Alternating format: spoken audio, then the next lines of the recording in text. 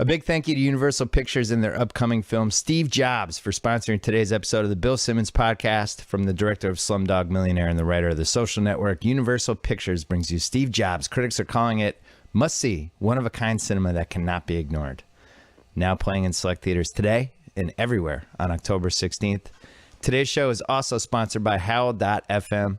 If you love podcasts with Howl Premium, you get exclusive access to original audio series, comedy albums, and archives for Mark Maron and Comedy Bang Bang and How Did This Get Made? And if you're a Game of Thrones fan, definitely check out Howl's Hardcore Game of Thrones. Bill Simmons listeners can try Howl for free for a full month. Go to Howl.fm. Use the promo code BS for a 1-month free trial of Howl Premium, Howl.fm. Promo code BS. Joe House, what is happening? I love podcasts. I know. We'll get Howl.fm. We still don't have entrance music. I'm working on it. It's weird to do a podcast that does that music. I might have to go find Ronald Jenkins if this other plan I had doesn't work out. Last week I had LL Cool J. Not calling it a comeback. I didn't tee anything up for this week. We're going to take it down a notch a little bit. Last week I was really amped. I was using a lot of third-person Joe Houses out there. I was dropping some crazy stats. We're going to take it down a notch and act like we've been there before. Joe House, don't let 4 people in your Twitter replies get into your head. For God's sakes. If you missed the Bill Simmons podcast earlier this week, we had Cousin Sal. We guessed the Week 5 lines. And yesterday we had Chuck Klosterman. Talked about a whole bunch of stuff. At the tail end, we ended up talking about Donald Trump for 20 minutes, which I did not expect, but that was really fun. I can't wait to listen to that one. Yeah, and I should also mention, I have an HBO show coming next spring, and we are starting to think about that and plan it and think about hiring some people, so that this is getting fun. Football's heating up, basketball's starting. I'm excited. Yeah, left brain, right brain. So I saw you in Washington, D.C. We had dinner on Sunday night. Monday. Well, yeah, we did have dinner Sunday night. You're right. We went to that Greek fish place. Yeah. We had a nice, healthy dinner. Yeah. And then on Monday, we took Uncle Tony out. We went to a place called Rose's, which is allegedly the hottest restaurant in America, definitely the hottest restaurant in Washington. Yeah, Rose's Luxury. Rose's Luxury. Tony was in disbelief that we got a reservation there and is now starting to think that you are some sort of a Washington Jedi, which I like. Well, I'm a food Jedi. You are. I definitely will take that on. And we ate, we ordered, they kept bringing food out. You always find these places in Washington where they just keep bringing food out and you have no idea how much you ate, but then at like 11:30 that night, you're just, I almost did the Joe House move of just taking off all my clothes and lying on the bathroom floor, but I didn't. I wondered. You said it as we were walking out. You're like, oh, that's it. This is a tile floor night. The clothes got to come off. Yeah, so the nice thing about Rose's Luxury, they have one of these menus where the portion sizes are pretty small, so we just tried the menu. Yeah. It was the first time for you. It was the first time for TK. So let's just see what they have to offer. And they do some off-the-menu stuff. It's very, very enjoyable experience. And then it turned out Tony somehow knew the chef's dad, and he was so happy and so pleased and delighted with everything that I had to bring up a couple people in his professional life that he doesn't like, just to kind of bring him back and bring some of the Tony venom take it back. Down a notch. Yeah. He's the best, though. It was great seeing him. Missed that guy. It was good seeing you. Good being in Washington, D.C., one of my favorite cities. I enjoyed it. I flew you out went of... from... Yeah, I'm interested. Go. I flew out of the good airport. Yeah. There's 2 airports in D.C. DCA. Yeah, right. the one that's Dulles is a million miles away, and you have shuttles. Everybody hates that airport, and if you get out of the other one, it's kind of life altering. Yeah, it's like from the moment you get out of the car through security and you're to the gate. It can be, if you're lucky, like 11 minutes. It's just spectacular how close the gate is, and that's because you have all the folks from Congress coming in and out of that airport. So those guys, they're not standing in line. They're not waiting around. They're not going and getting on shuttle buses and from door to gate, 35-minute experiences. They don't stand for that. So, yeah, Reagan National is always the one to do if you're in hot chocolate city. You're numb to this now, but every time I go back to D.C., I'm always just blown away. I always feel like I'm visiting a movie set. that they're just filming this giant movie with all the politics happening, and normal people are just kind of passing through it. It's like, oh yeah, there's the White House. Hey, there's the monument. It's just strange. It's the only city I think that's like that feels like it's not just a city, but something that exists as this alternate universe where things are happening. Yeah, and the for the most part, the alternate universe doesn't affect the daily lives of most of the people that live in the city. I mean, people come in, every day D.C. goes from like 650,000 residents up to like 3 million because folks come in to work for the government. And people that work for the government populate all those marble halls. But, for people just trying to work and lead their daily lives, the big monuments don't have a lot of impact on what we do, but they're certainly nice in the background. Yeah, you don't notice them after a while, but for people that come in and out, it's great. So I was there. The Washington professional football team had a big come from behind win that fired up absolutely nobody. Nobody believes in the Washington professional football team. So that's not true. Okay. The fan base is fired up. The sentiment here, the prevailing sentiment based on the radio and TV and written word that I consumed this week was disbelief. Oh. And disbelief because we were all prepared for the ending that that's been delivered to us so many times over the last decade, which is here's a winnable game. We have the ball. We need to drive and score a touchdown to win the game. So your sphincters clench at that point because you just assume something terrible is going to happen. The worst possible thing is going to happen. What variety is it going to take? What is it going to be? A pick? Is it going to be a fumble at the goal line? Is it going to be a blimp dropping down from out of the sky? I don't know what calamity. Kirk Cousins pooping on the 2-yard line. Yeah, anything's possible. That's right. Yeah. All right, so we talked about how to do this Friday podcast because we want to talk as much NBA as possible. We want to give the people what they want. Copyright Jalen Rose. But we also want to do our football picks. So what we're going to do is we're going to blow through all the games that aren't part of our Big Five picks. And then we're going to make our Big Five picks. And we're actually going to start keeping track. I'm having a good season. I am. You are. After yesterday, where the Colts were inexplicably getting 5 points against Ryan Mallett and the terrible Texans. The Texans are one of the worst 4 teams in the league. And they're off. I'm done with them. Yeah, because we go from Luck to Hasselbeck. All of a sudden, the Colts are 5-point underdogs. Why is he worse than Ryan Mallett? So I won that one. I post those picks on Instagram and Twitter on Thursdays, but I am 36, 26, and 2 for the season. And my Sunday best bets, which I put on Instagram and Twitter, I'm 9-4. So I'm having a good year. But I'm a little worried about this week. So let's blow through. We marked the picks that were not, or the games that we're not picking. So we'll just go through them quickly. Falcons at home, 7.5 over Washington. I'm probably taking the points. I don't feel good about it. Quickly, who do you have? I'm taking the points. Okay. Bucks -3, Jags. What an awful game. Don't bet on this. Don't pick it. Don't watch it. Don't do anything. I'm taking the points in this too, but I hate it. I'm taking the points in this one too. Eagles Saints -5.5. This is in the Vegas zone, as we call it. 4.5, 5, or 5.5. That's when Vegas wants to sway your money one way or the other. When they put lines in one of those 3 spots, that means the general public has no idea what's going to happen in the game. I'm probably taking the points in this one too, even though I don't think the Saints are very good. What are you doing? It's super confusing. Why are the Eagles giving anybody in the National Football League points? Have you watched the first 4 games? Yeah, it doesn't make sense. They're atrocious. Yeah, they're not good. I don't think they're as bad as the Texans, but I think they're the next level higher, but still lousy. Yeah, I have 2 don't watch until further notice teams. Those are the 49ers and the Texans. Honestly, if they're on, I'm going away. I'm doing something else. I am not watching 1 second of games involving those teams any further until something changes, something drastic changes. The Eagles are right above that. And the Eagles are interesting in a car wreck kind of way. I mean, this Chip Kelly thing is spectacular. Chuck and I talked about it yesterday. A lot of Patino similarities when Patino was in the Celtics. Just terrible front office moves, hubris, everything you're looking for a potential 30 for 30 down the road. What's the best example of somebody on the other side who's had success?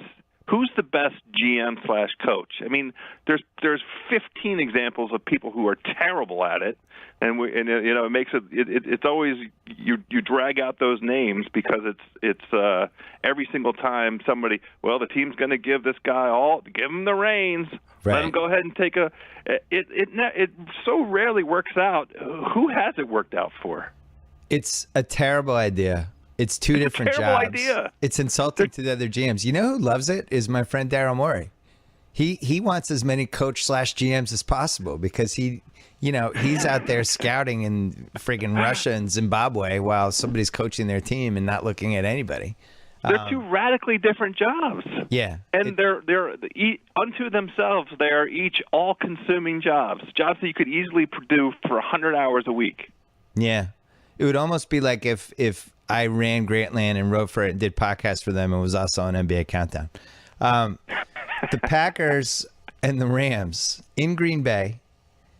I loved what I saw from the Rams last week. They're getting 9 points against the Packers, who had a lot of trouble moving the ball against the Niners. And I was talking to somebody who knows a lot about football, who I'm not going to mention. Oh. And he was intrigued by my James Jones, I wish the Patriots had gotten him comment. Yeah. And he said James Jones would not be as good on the Patriots because the reason he's good on the Packers is because Rodgers scrambles around and buys time. And James Jones's best skill is when a play breaks down, making little subtle moves one way or the other to get open by a yard and then catching balls in traffic, basically. And that's a lot harder to do if you're only having 2 seconds to throw the ball. That's pretty interesting. Yeah. I really like this Rams team. And the problem with this game is that they're coming off an awesome win, and Todd Gurley's feeling great, and their defense looked pretty good, and the whole thing. And it has letdown game potential. What do you think? Yeah, I hate the spot for the Rams. I like the Rams team also. Why do they have to play this schedule? They have a really hard schedule this year. NFC West. I mean, part of it's because of the NFC West. I understand that part of it, but I hate the spot for them. I'm taking Green Bay. Yeah, I don't even have a decision on this game yet. I'll decide on Sunday, but I would lean toward taking the points only because I thought the Packers had a lot of trouble moving the ball against San Francisco last week, which didn't totally make sense. San Francisco's defense is good, by the way. I mean, but the Rams is better than San Francisco.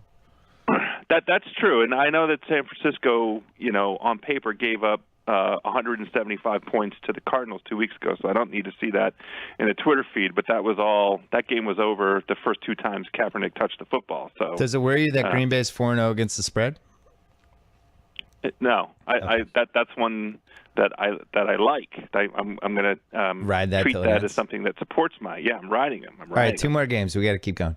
The Bills are giving 2.5 points in Tennessee. I watched the entire Bills game on Sunday, trapped on a Virgin America flight, and is Sammy Watkins playing? I haven't seen. I think he's like questionable, right? Like, yeah.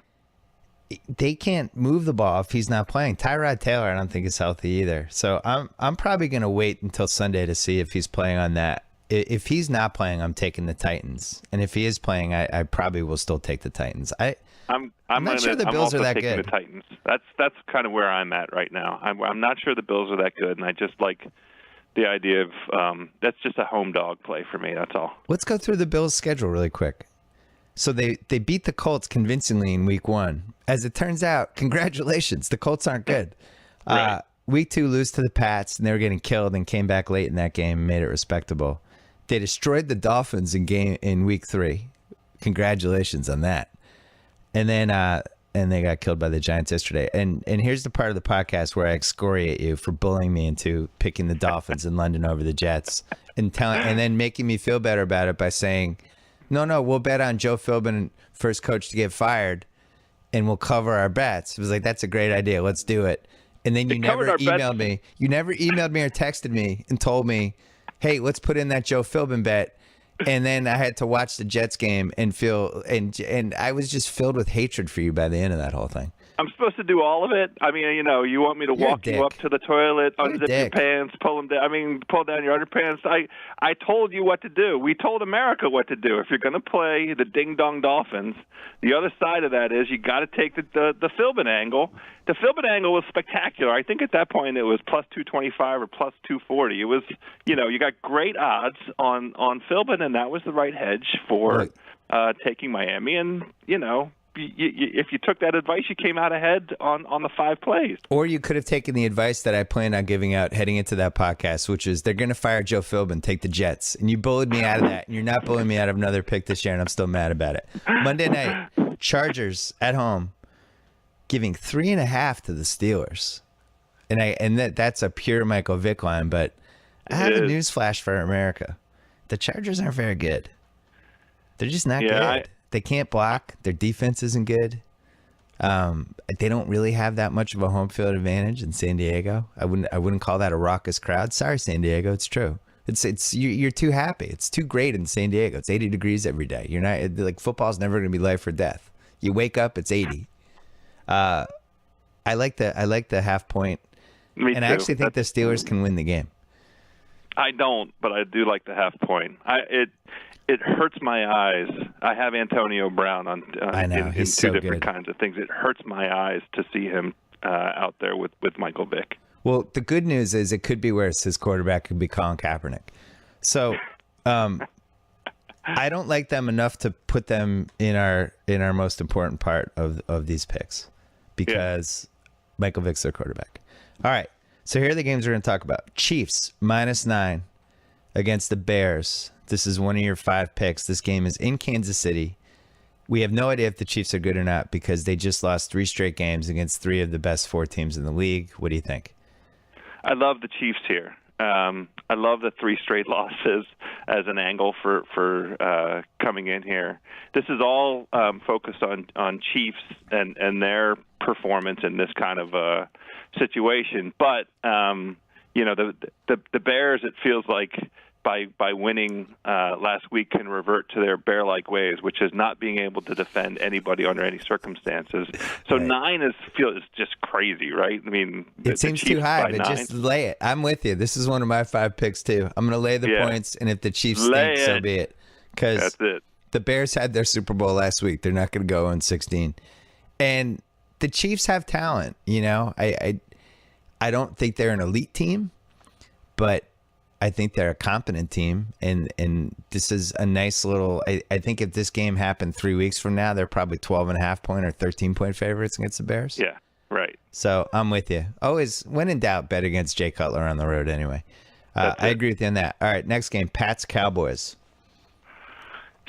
So I should another... mention in Dallas, Pats giving 9.5 points. Oh, I had it at 8.5. All right, let's say 8.5. Great. But you know what? If it should, to me, it could be 13.5, and I'd still take the Patriots. I love the Patriots. I love this angle. I love them coming off of rest. I love betting against Brandon Weeden. Me too. There's a wonderful stat out there, thanks to my good buddy Big Al. Undefeated teams playing week of rest, 16-4 against the spread since 1991. Wow. Against teams off back-to-back losses. That's a great angle.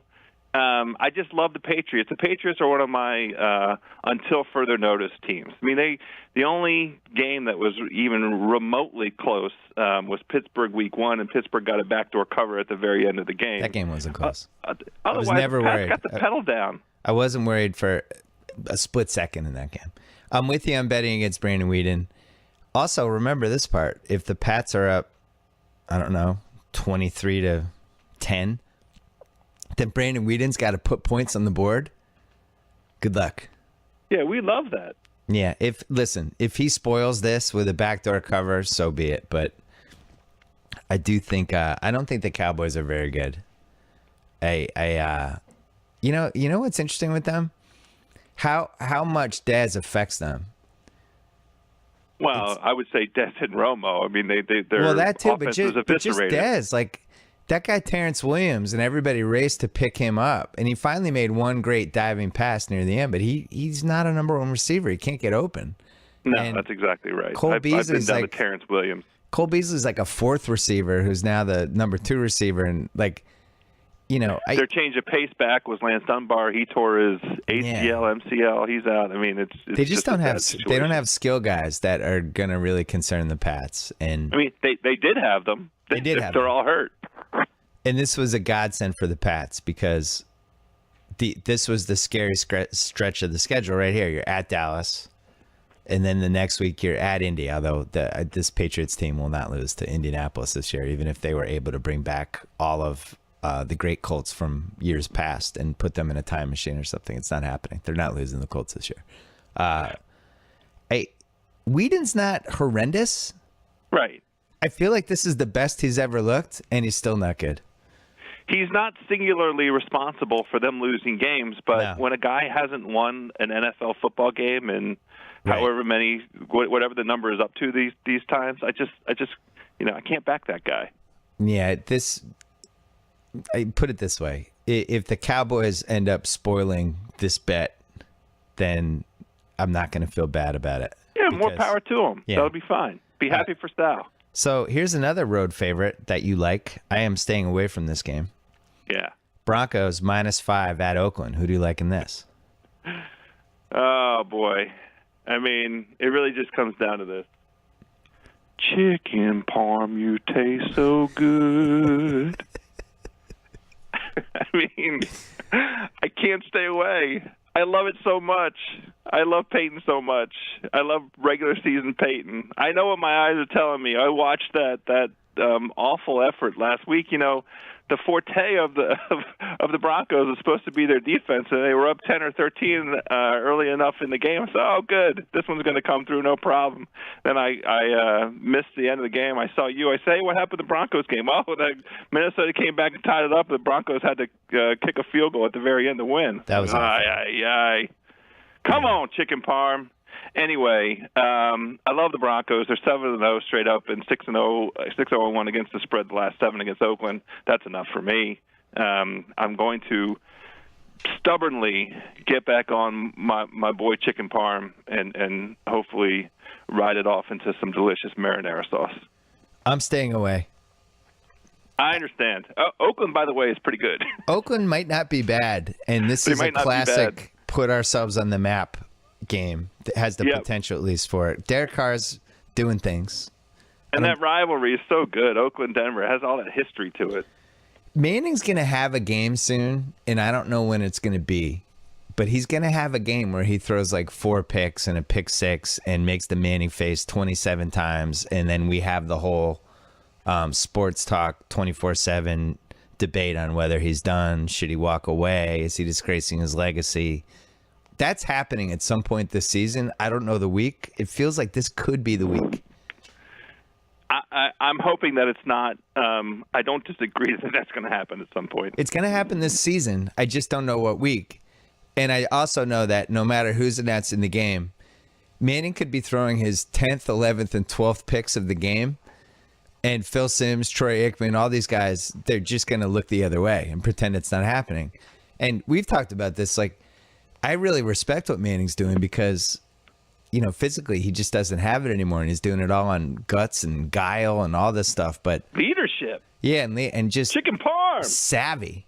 But to announce these games and not mention how bad some of these throws are and how defenses are playing him. Like, they're treating him like in softball when the 5'2" person from your office is up at plate and the whole outfield moves in. Like, that's what the D-backs are doing. They're all standing on the edge of the infield. Yeah, it's embarrassing.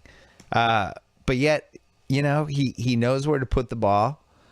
It might take a while to get there. And he has guys who Demaryius Thomas can jump up and make an awesome 40-yard catch that 3 other guys in the league can make.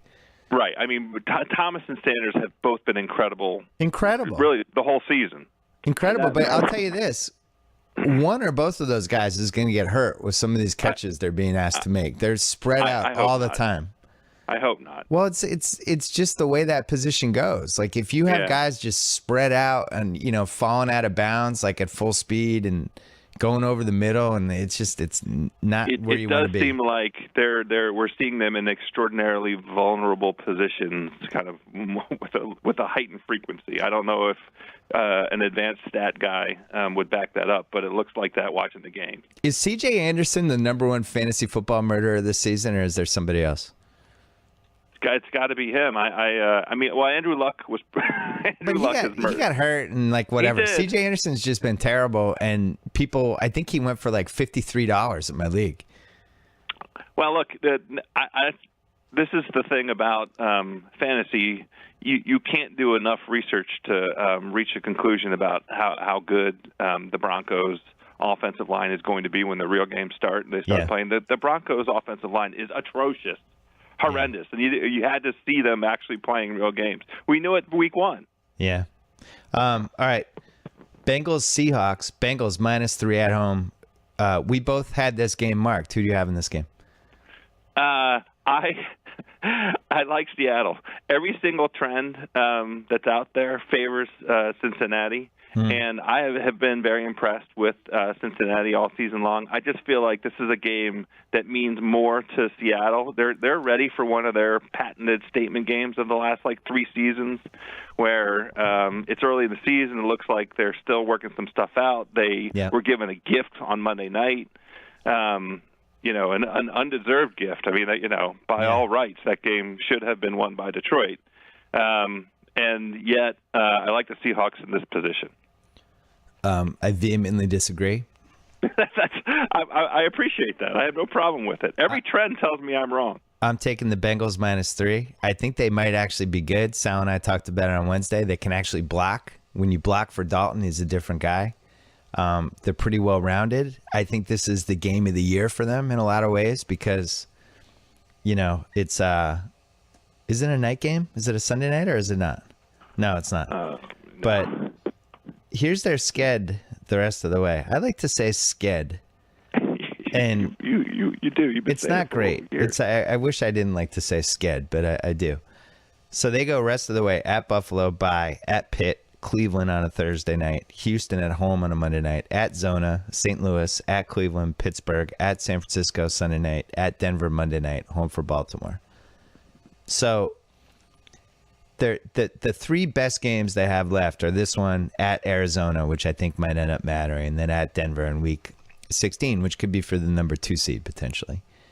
But this game, nobody takes them seriously. It's still Andy Dalton. They don't win in the playoffs. It's like we've seen them do this before. We've seen paper tigers in September. Like Barnwell wrote today that, after 4 games last year, Phil Rivers was the MVP. They didn't even make the playoffs. So, we've learned not to overreact to September. And that's why I think their incentive in this game is more than Seattle. Seattle hasn't, they won last week. They haven't hit that urgency rock bottom yet. You think we're done? Watch this. Oh, here we go. This is when we're going to show up. I think that might be the week after this game. So it's a short work week for Seattle, too. Like I said, every trend goes against them. I'm going west-east. Yeah, but they have Carolina at home next week, and I think and after that they're at San Francisco on a Thursday night. And my feeling is they lose this Cincinnati game. Everybody's like, "Oh, what's wrong with Seattle?" They do that whole thing, and then they rally back, and they have 2 wins in 5 days, and they laugh at everybody. That's what I'm picking. I don't have a good rational rebuttal for selecting Seattle. I'm just selecting them. That's all. All right, so I have 2 picks left because you used your 5. The Cardinals are giving 3 points in Detroit. I like the Cardinals. I'm not going to get spooked by last week's game. And if Palmer completes the pass over the middle on 4th and 2, which he just overthrew and he kind of gacked, and it made me nervous about them long term, they win that game probably. The guy kicks the field goal, they're going to win. So I'm not giving up on them. They're 3-1. I don't think Detroit's good. I don't like anything I've seen from their offense. Not a Jim Caldwell fan. And this is the kind of game, if you're a playoff team, you win. You go into Detroit and you win the game. And I'm going to lay the 3 points with that. Thoughts? I'm going to go right there along with you. I feel like Detroit is getting increasingly dangerous. Every game that they lose makes it more and more likely. They played a great game, I thought, against Seattle. I mean, that was exactly how they gave themselves the best chance to win, that low-scoring ball control Their defense kind of deal. is good. Their offense wasn't good, though. Well, that's right. Yeah. But Arizona's been pretty impressive. That was a good situation for the Rams last week, and we both were on the Rams last week. We jumped on that one.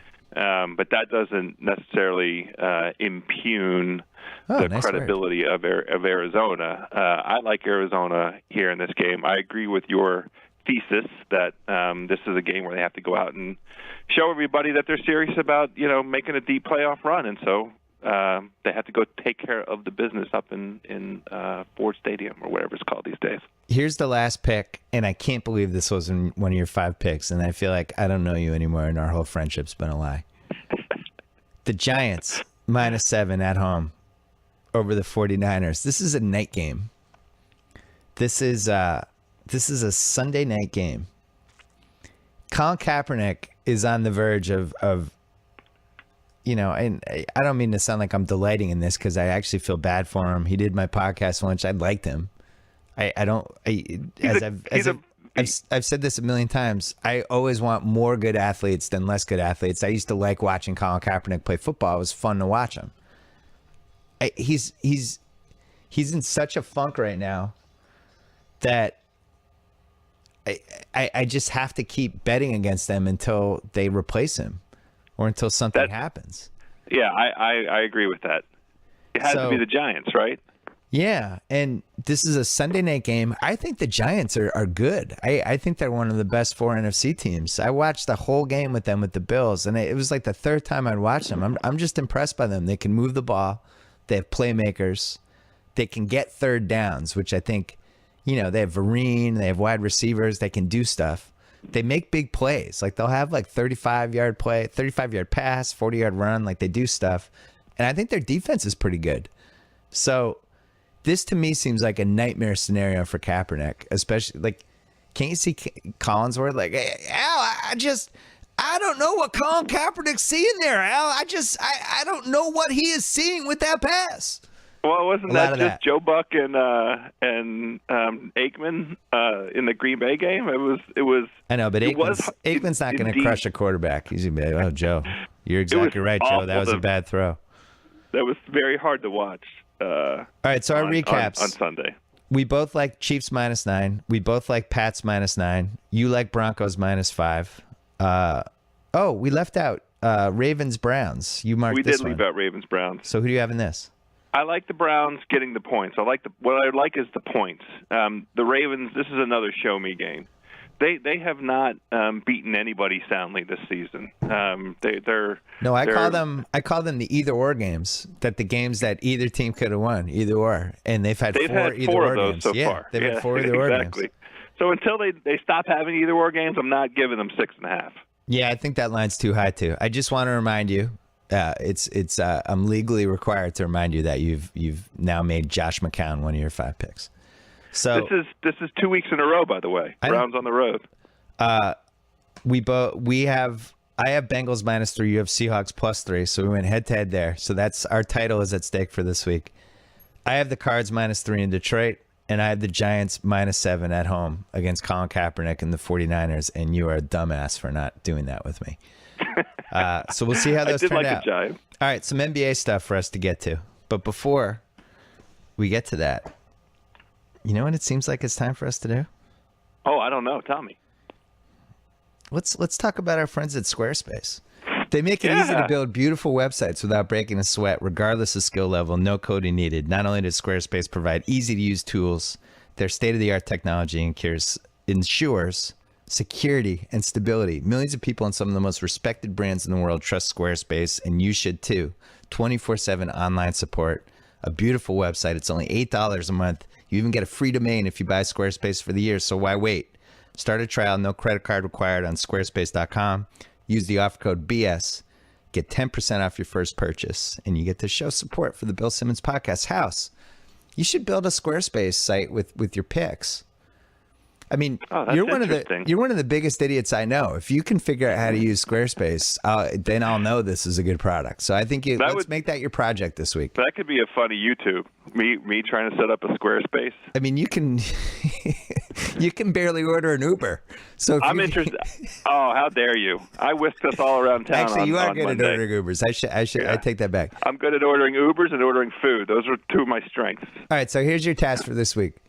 You over the next 7 days, you have to build a Squarespace site that has your pics. No. Yeah, you Hold do. on. Yeah, you have to do that. 7 days is not nearly enough. I need 7 Over weeks. the next 21 days, you have to build a site and do that. All right, we're gonna talk NBA.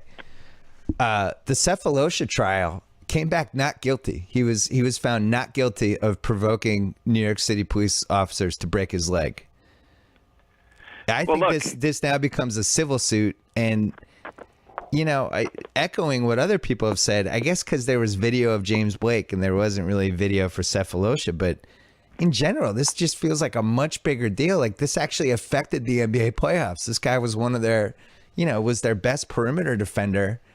And it really does seem like the police just randomly broke his leg. I don't know if they went into it intending to break his leg, but that's what happened. Like, I agree with other people. This feels like in a sports media climate where we blow out every story and beat everything into the ground. I don't understand why this hasn't become a story.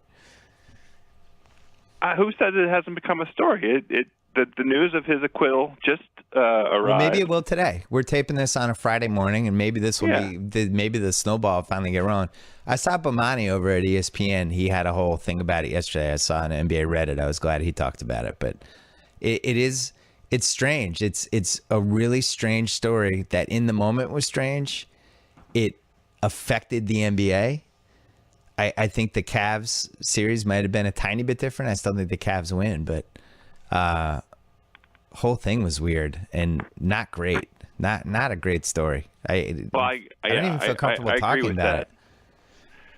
I still I recognize the the kind of biases that I have on this. Yeah. The wrong place, wrong time stuff. Why are they out? They're on the brink of I know they're in the playoffs. Can I defend NBA players for a second? Go ahead. This is how it's been explained to me by my friend Jalen Rose and some others. Their schedule, their body time, their body clock, I should say, is not a normal human schedule because everything they do has to be geared toward them peaking from like 7:30 to 10 o'clock every night, right?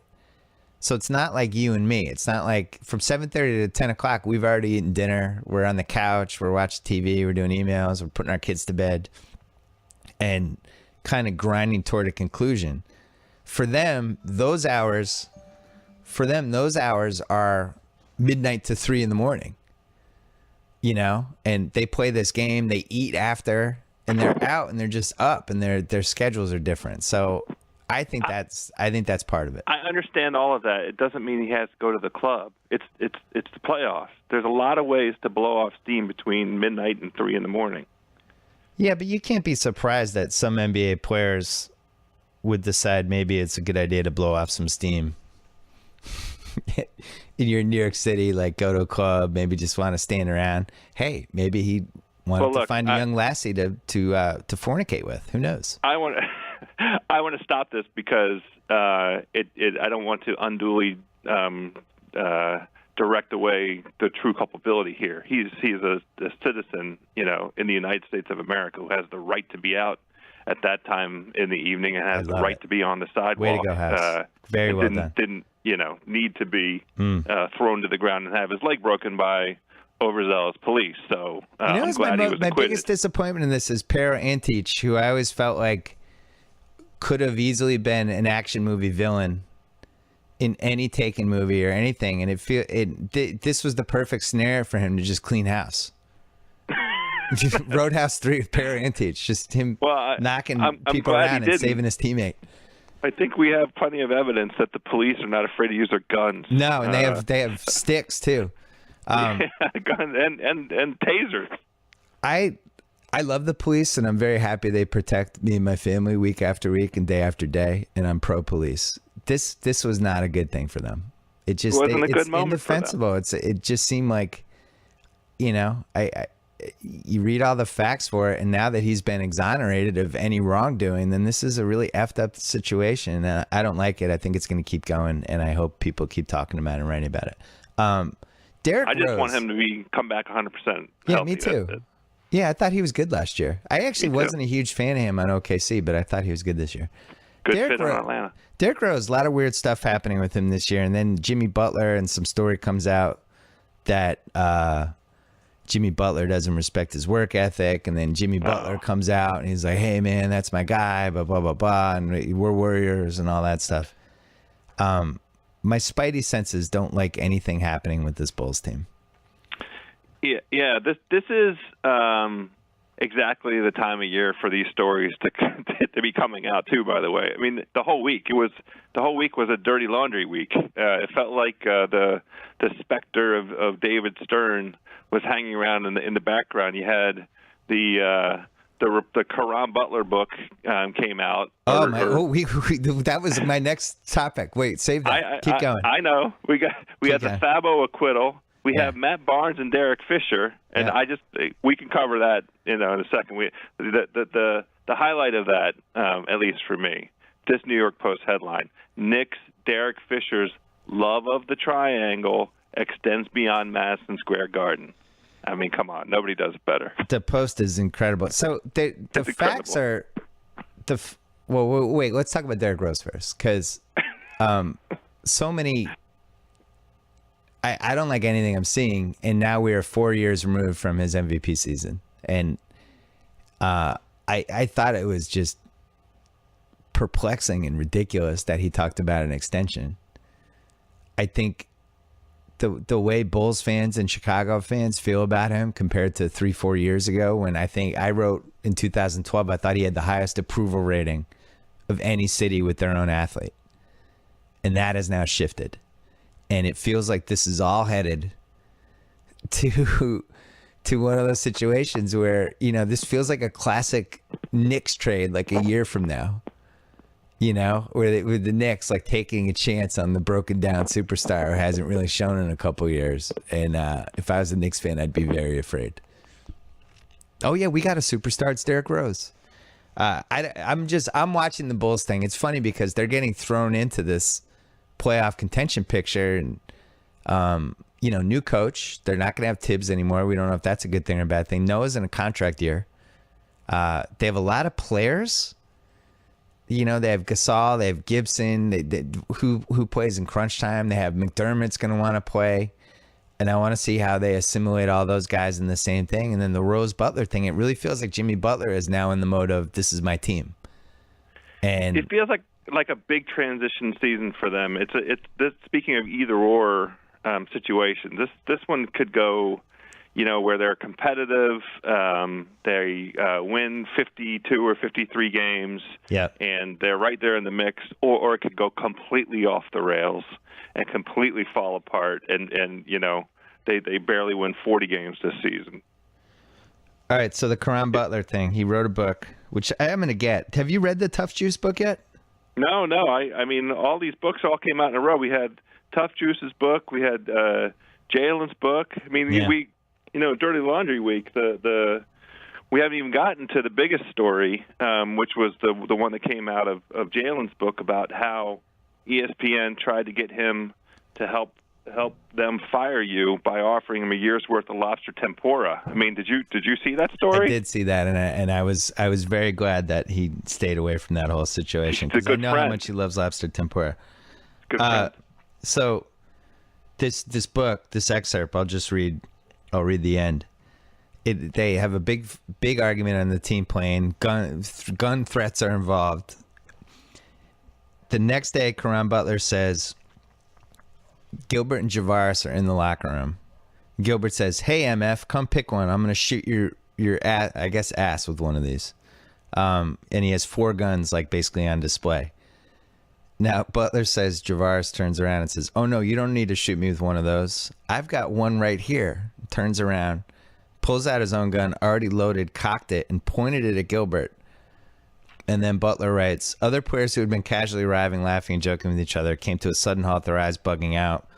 They all looked at each other and they ran. The last man out locking the door behind them. And Tough Juice says, I didn't panic because I'd been through far worse, heard gunshots more times than I could count, and seen it all before. This would have been just another day on the South Side. We knew the story was crazy. I didn't know it was that crazy. I didn't know it led to players running out of the locker room in abject fear of what was going down. Did you know that? No. And all of this is first time I've heard it. Stuff. The most chilling thing now in retrospect is having learned what kind of guy Javaris is. You know, how close we came to a shooting in an NBA locker room. We really did. We came because what was the crime he eventually committed? He shot somebody? Murder? Yeah, he's in jail for murder. He's in jail for murder. So he was a significant figure in a drug ring down in the Atlanta era and shot a woman who may have been pregnant. I don't recall whether or not she was pregnant, but well, when you actually do murder somebody, that means you were capable of murdering somebody earlier than that. And you're right. This was. Now it feels this. I always interpreted that story as these guys are idiots. They had guns. They're threatening each other, but nobody was actually going to do anything. And you're right. Now it's like, wow. Gilbert Arenas almost got shot to death in the Washington Wizards locker room. Like easily the craziest sports story of all time. Yeah, part of the reason why I think we have been comfortable treating it as though, knuckleheads with guns completely inappropriate, like just stunted adolescence with the means and the lack of common sense to actually travel around with guns as though that's part of something that should be in your gym bag. Yeah. We sort of treated it a certain way, and they did the whole finger guns, that whole thing, Gilbert, and so it seemed from outward appearances as though it was sort of one level of a dispute. Gambling debt gone bad, guys, all alpha dog guys, mixing it up, that kind of a story into this week, reading the details the way the Quran tells it, and just luck of God, grace of God stuff that a trigger wasn't pulled in an NBA locker room. And I've heard stories relatively comparable before, just from NBA circles. And I remember there's a time last decade, I won't name the players, but there was some sort of issue between two players who were pretty prominent in the mid 2000s. At least one of them was, and there was gang affiliations and some girl, and there was one game where one of the players, his friends, sat courtside across from the other player to intimidate him, and they were flashing gang signals at him. And this became really dangerous. And the team that was the home team during this story ended up talking to the NBA. Security got involved. They had to bring these guys in and talk to them under the radar individually. And this was a real thing that just nobody knew about, and it went under the radar. It was 9-10 years ago. This stuff happens. These guys, stuff gets ugly, and you saw it with Barnes and Fisher too. And I want to be careful talking about that story only because it doesn't seem like we know what the actual facts were, other than that Matt Barnes drove to his ex-wife's house for some reason because his kids had intimated something to him, and saw Fisher there, and stuff went down. And I think that's how we should leave it. The remarkable thing about the Fisher, the Barnes thing is he wasn't 5 minutes away. That's the part of it that struck me. Well, it seems like he was 15 minutes away. Oh, I thought he was a little bit further away. No. See, that's the thing. There's been a lot of different. Nobody's been able to settle on the right version of this story, so I want to be careful talking about it. But Derek Fisher, the stories are just piling up with this dude. And whether some of this was his fault or some of this wasn't, this is somebody that I think the public perception of him was he was always this awesome guy and he's a great teammate and whatever. And then you look at some of the stuff that happened, he forged his way out of Utah because his daughter, remember, she needed the surgery. Yeah. And had some understanding with Utah, hey, I want to get her closer to the hospital. It was a really sad story, and everybody felt terrible for him. And then he ended up signing with the Lakers, which I think, and it's all been documented, but I think Utah felt like they were double crossed because this was one of the teams they were trying to beat in the playoffs. Then there was another story where he went to Dallas. He signed with them, didn't like what he saw, basically pushed his way out of there. I think it was the year after they won the title, and all of a sudden landed in Oklahoma City, one of their competitors, and Cuban was all mad about that. His performance during the lockout was reprehensible. He did a terrible job. I didn't like how he handled that stuff at all. I didn't think he did, I just thought he was awful as the Knicks coach last year. And everybody was saying like, well, they're tanking or not. Like, well, I actually watched basketball. I was watching how he coached, and he had no idea what he was doing. I don't think he knows what he's doing. This Barnes story is weird, just in general, and just I don't know. I don't know what's going on with that dude. He's finding himself in the public eye on the wrong side of stuff here. He's had a little string here. I mean, the divorce with his wife. Look, I think people, that happens. He's got 3 kids. Right. People get divorced. I get it. Yeah, that's fine. But Matt Barnes, he played with him. I think it's weird to date somebody that you played with who's also a reality star on Basketball Wives. Like, of all the people Derek Fisher could date, that was his best choice. I just think this guy's supposed to be the coach and a modicum of stability for a franchise, right? This is weird behavior. Well, what's going to happen when Grizzlies play the Knicks? Yeah, Are they going to suspend both guys so neither one of them is in the arena? This is one of the crazier stories we've seen. Like, Sprewell choked Carlissimo, and that, it made at least a little sense because Carlissimo was coaching him. He was riding him. Sprewell didn't like it. Sprewell was a little crazy, and things kind of snowballed.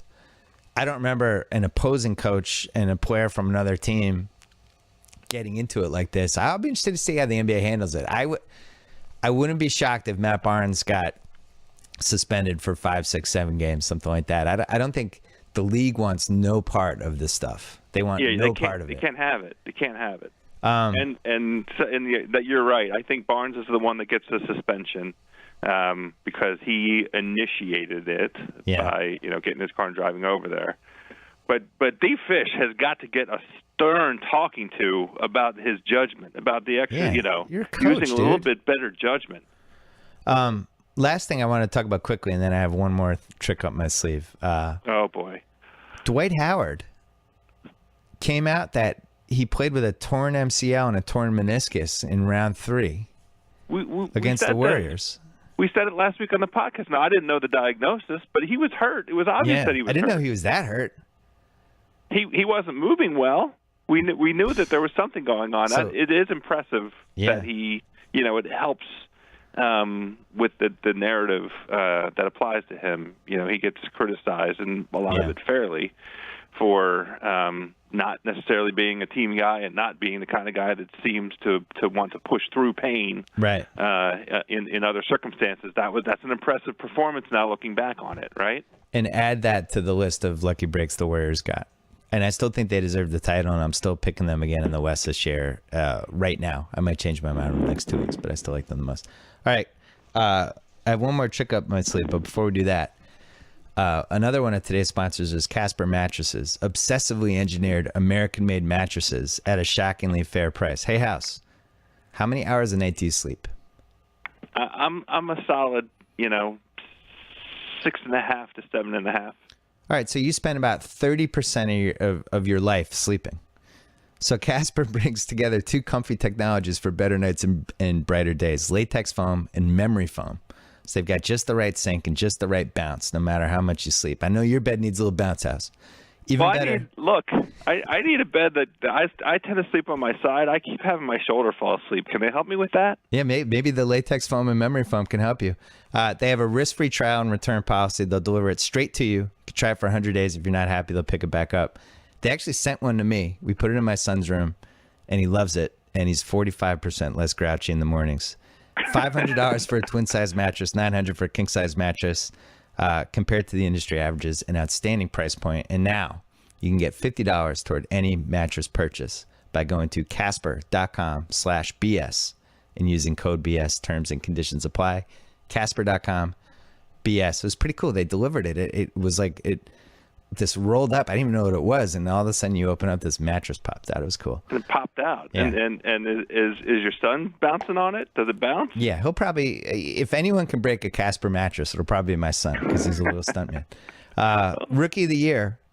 Here are the odds. Okafor's plus 400. Moutier is plus 450. Towns is plus 550. Stanley Johnson's plus 550. Get out of there. I was going to say Jamarcus Russell. D'Angelo Russell is plus 600. Justice, I would have been on the Celtics if Michael Jordan had just traded Frank Kaminsky for 4 first-round picks. He's plus 1,500.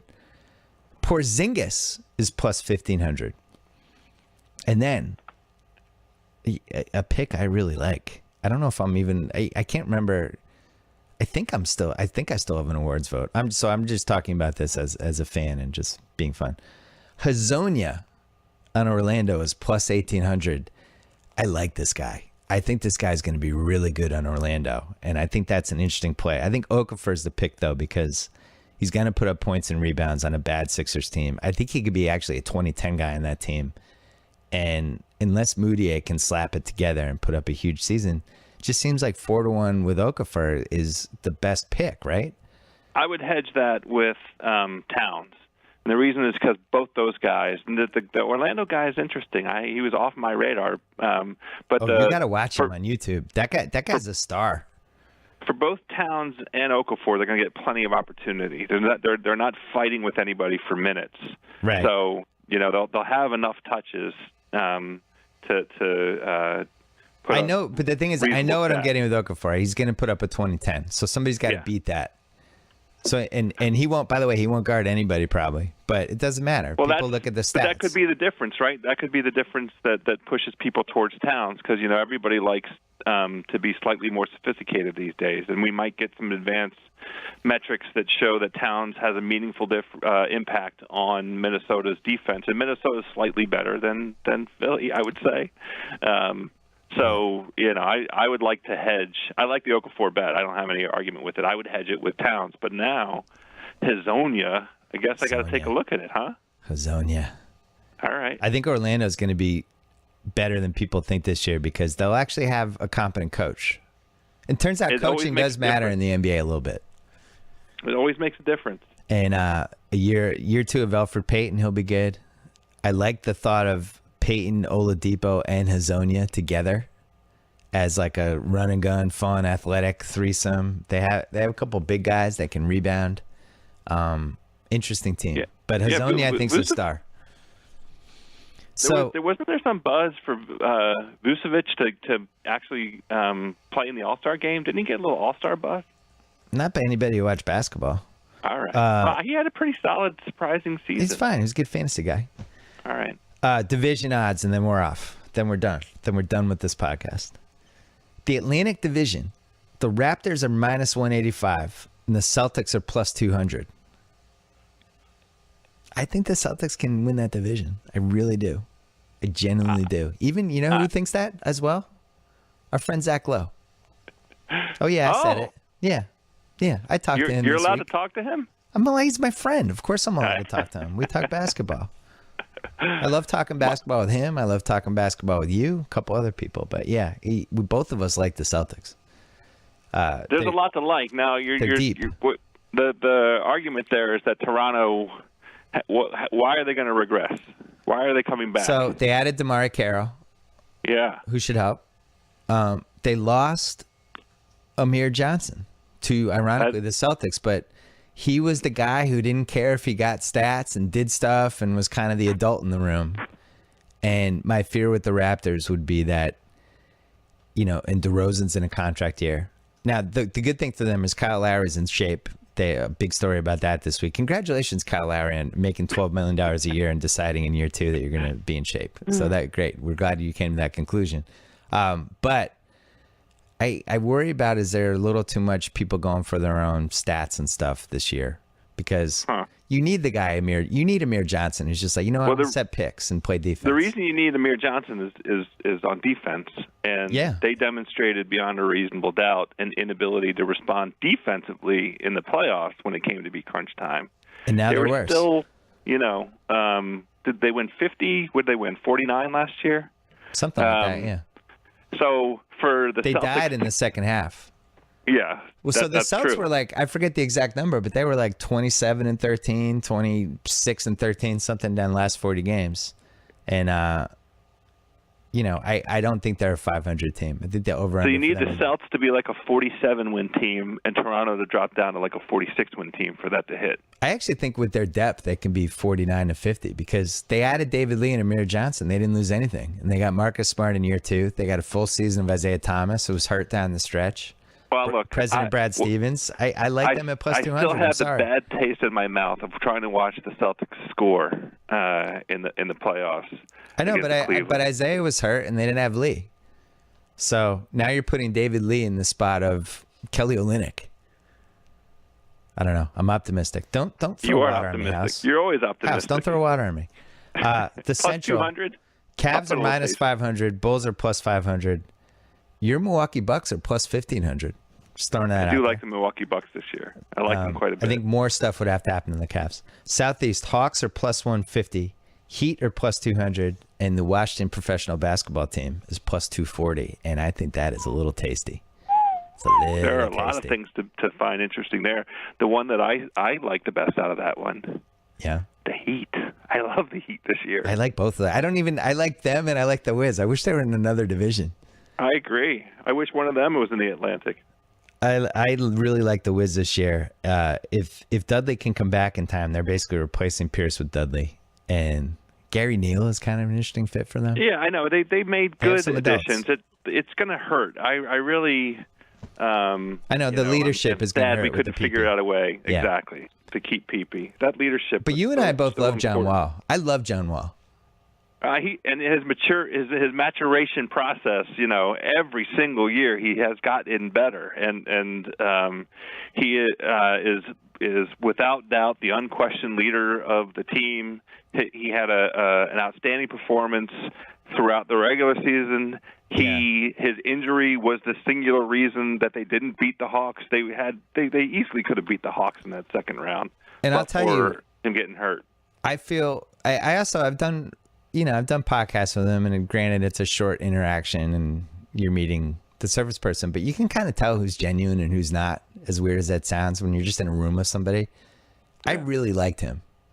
I just think he's a really good, sweet guy who makes eye contact, and just there's something about him I just like. I think he has a chance to really blossom into somebody who's special off the court and on the court. Yeah, well, he had that genuine moment last year where he broke down crying. I just like, and you like him too. You've been following him more diligently than I have. I think out of anybody in the league the last few years, he got the worst rap. And, I like Howard. I think he did a good job for ESPN. I think it's really hard to do radio 3 hours a day. I like him personally. I get, some of it, what he does is shtick. You're not going to bat 1,000. You're not everyone's going to agree with every opinion you made. The biggest mistake he's made, other than what he said about Dominican Republic players this summer, which wasn't great, the biggest mistake he made was not just what he said about John Wall a couple times, but not retracting it. That's the thing. He wouldn't walk it back. He had to double down and triple down and quadruple down. You're wrong. You're just wrong on the guy. Wrong. Yeah, you're wrong, and it makes you look bad. Just admit you're wrong. At the very outset, the thing that in fact, you and I had a podcast 3 years ago where I went on a rant that got excised from the cast because I properly accused him of race baiting. Yeah. All of his assignations, his problems with Wall at the outset and what he was describing, it emanated from this thing where Wall was doing the Dougie early on.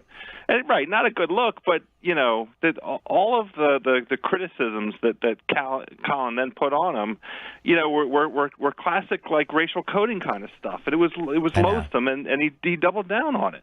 Yeah, and listen, I haven't batted 1,000 either with stuff I've said, and there's things that have come out of my mouth that were constructed in a way where right after I said it, I was like, damn, I wish I had said that better. That's going to happen. In this case, the way he said it was wrong. His theory was wrong. And then, as you said, he doubled down on it. And again, I like Howard. He's my friend. I have good conversations with him. I think his heart's in the right place. I really wish he would kind of get off that corner. I don't think it's good for him. And I just think he's wrong. And a lot of times in sports, you're right or you're wrong. And then there are the gray areas where it's like, yeah, oh, here's the argument. I see your side. Here's my side. And you never really agree. But sometimes you're right or you're wrong. Yeah, and he's dead wrong on this. And he should admit that he's wrong because John Wall is an awesome guy. And I think he's in the running for, when you talk about approval rating for a player in a city, just going through the NBA teams, he's way up there. I think Washington fans love this guy. Yeah, we do love him. He's delivered the franchise, back to the playoffs, and it's a competitive scenario here in Washington, which is such a rare occurrence when it comes to the professional basketball team. Well, Colin and I, we're going to do a podcast at some point in the next couple of weeks.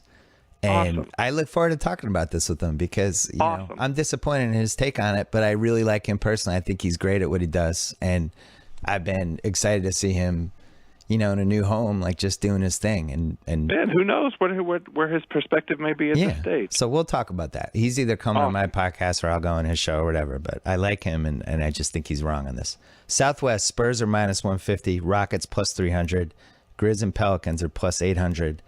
I got to say, I think I would take the Rockets +300. I think they're built better for the regular season. I feel the exact same way.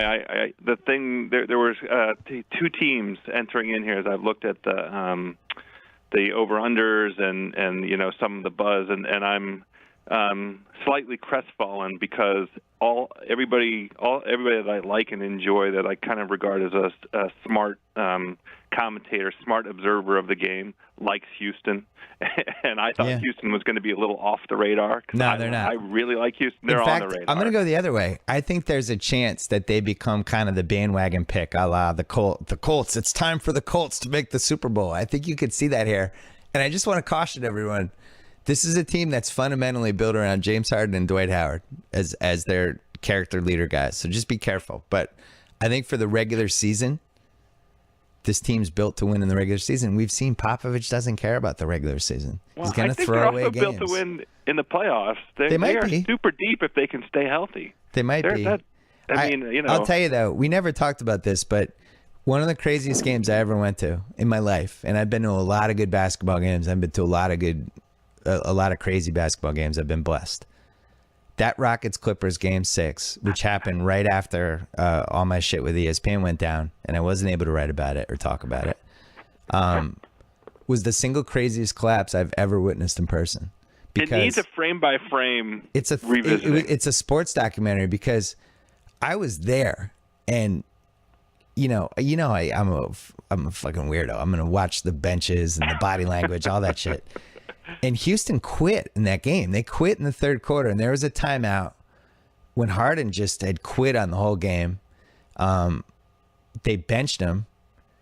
The body language is so bad that I was intently watching the bench because I was like, I wonder, like, Mikhail's going to get fired. I wonder if somebody's going to have to be separated from somebody. Like, that's what it was like down the stretch of that game. They benched Harden.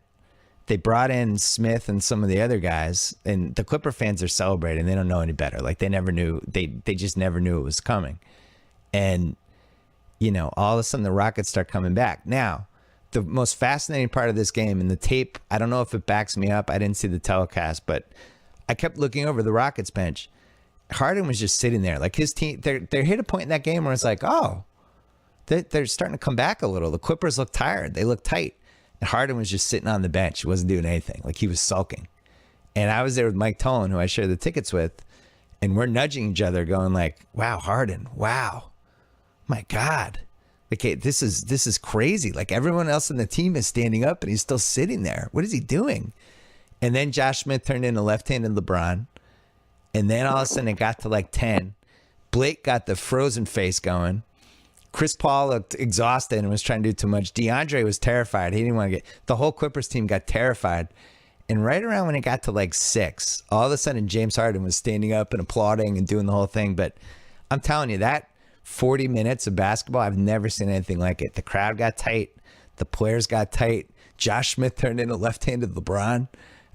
James Harden looked like history. And James Harden looked like this was like, wow, this guy almost won the MVP. And this is going to be his scarlet letter the fact that he Hopefully no-showed this game and then on top of it didn't cheer for his teammates. And hopefully that's the last curse of Donald Sterling on the Clippers franchise. Hopefully that loss helped them exercise a final demon. it was walking out of there was so sad. They lost by like 10. They were up by like 20 something and they ended up losing by 10. And like we were leaving that last minute and all the Clipper fans, you know, a lot of them know who I was because I was on TV once upon a time. And once upon a time, they were devastated and they're looking at me like, we're never going to win, are we? You know, I'm walking up the aisle and they're like, Bill, what do we do? What just happened? Like, it was like watching an entire team get hit by a car. It was incredible. I've never seen anything like it. Anyway. Well, hopefully you have some time to sit down with a pen and write 6,000 words on it. I think I just did. I think that's as close as you're getting from a column for me. I'm like Kornheiser. My fingers don't work anymore. Northwest, OKC minus 5,000. Jazz plus 1,200. Everyone else sucks. So unless you think the Jazz can finish 5,000, I know. That's a kind of a stay away. It is. I mean, we should remind everyone. Oh, God. If you repeat last season, right? If you simply have the exact same, bad turn of events for OKC, it's still 45 wins. It's still 45 wins, and that should be enough to win that division, right? I don't mean to be a wet blanket with OKC because it looks like they're locked and loaded. Kevin Durant broke his foot 3 times last year. Or he had 3 surgeries on his foot, so I guess he broke it twice. Or 3 times, I don't know. He had 3 surgeries. Right? It happened. 3 surgeries. I need to see him play 25 games in a row before I'm looking at a minus 5,000 division title line. That's all I'm asking. Yeah, that line seems high. It's an obvious stay away. The Pacific is the Warriors are minus 220 and the Clips are plus 180. I think that's a stay away. Those odds are right. I don't think they're worth betting. I agree. Joe House. Hey. We covered everything. You kept your third person mentions to a minimum. I only talked about Big Al a couple times. He does hook me up, though, and he's my Super Contest partner. 3-1-1 last week in the Super Contest. Yeah. What's your record now for Super Contest? Well, we lost last night. Oh. It was a really low. You're the worst. It was at a pick'em in the Super Contest. Yes, we're stupid. How are you an NFL expert? You pick Ryan Mallett. So dumb. So dumb. Yeah. All right, Joe House. Every Friday we're doing this, and if you missed Sal on Wednesday, Chuck Klosterman on Thursday, check that out on BillSimmonsPodcast.com. Please subscribe to us on iTunes. My feelings were hurt today. This American Life passed us for the #1 spot. Oh, no. Yeah. So now it's on you. Now it's on the listeners. You got to get that #1 spot back from me. You know how competitive I am. You should offer them some lobster tempura. Delicious. Thanks again to today's sponsor, Casper Mattresses, obsessively engineered American-made mattresses at a shockingly fair price. Now you can get $50 toward any mattress purchase by going to casper.com/BS and using code BS. You spend a third of your life sleeping. Let's make sure you're doing it on a good mattress. Casper.com BS. And this episode was also brought to you by Squarespace. Start building your website today at squarespace.com and see if you can build a better one than Joe House. I can't wait for your Squarespace site. Enter offer code BS at checkout to get 10% off.